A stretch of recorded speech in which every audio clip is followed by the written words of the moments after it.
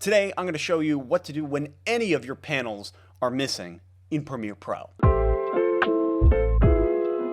Today's episode is sponsored by nobody and nothing but the hot heat and humidity coming through those windows. So what do you do in Premiere when you can't find a panel that you're looking for? Maybe your project panel is missing. Maybe your toolbar is missing.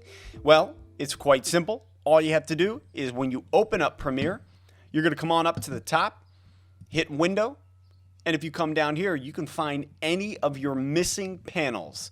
So for the sake of this video, let's just say our toolbar is missing. We normally have it down here.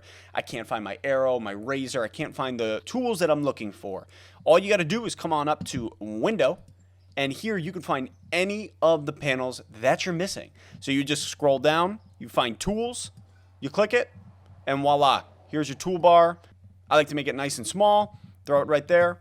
You're good to go. And that works for any of them. There's sometimes where your program panel is missing. What do? You come on up, Window, scroll down, find Program Monitor, click it, boom, it's back. So that's where all of your panels are. Thanks for watching. Hopefully it helped. And if it didn't, so be it.